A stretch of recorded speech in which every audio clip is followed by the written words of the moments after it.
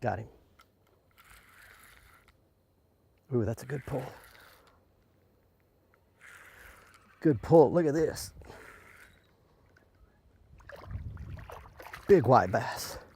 Big one right there. Look at that big dude. Oh, whoa, and he pulled off right there. Look at that pig. Wow. That's a big white bass. That's 1.75 pounds, something like that. That's about a 16-inch white, something in that range. Welcome back, everybody. Fox Sports Outdoors.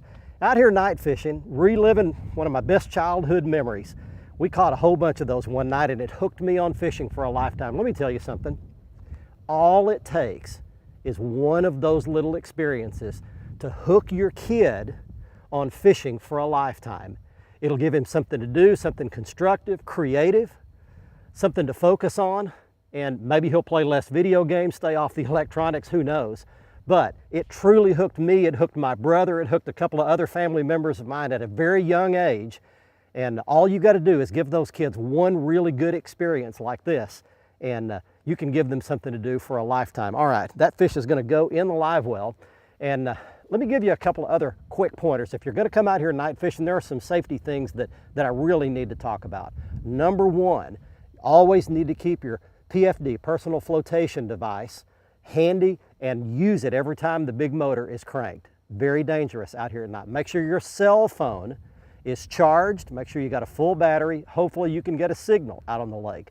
Number three, never go alone. Always have somebody in the boat with you, and make sure somebody knows where you're going and what time you'll be home. Those are very important factors. That way, if you don't return, they can send somebody out to look for you. Lots of things can happen. Be very careful driving your outboard, and really good electronics are critical out here at night like this. I use my charts, and I can follow my path. Come out here before it gets dark and mark your path. Mark your waypoints, leave a trail, and that way you can follow that trail. In fact, I'm going to show you on my Lowrance HDS back here. Here are some of the trails that I made, and I can follow those trails that I made in the daylight, and I can know that I'll be safe and I won't hit a stump or a rock or anything like that as long as I stay on that safe trail that I made before it got dark. All right, these lights are really working well. Again, I've got them hung down now about 5 feet, but these things can go down as deep as about 10 feet, or you can put them up real shallow. You've got to experiment. One other quick thing, depth is critical at night. You've got to have the right depth. You need to experiment. Sometimes they can be down there 20 feet deep. Sometimes they can be just right under the surface. Wherever you catch one, chances are you're going to catch a bunch. So pay attention to how many pulls off your reel you're fishing vertically right underneath those lights.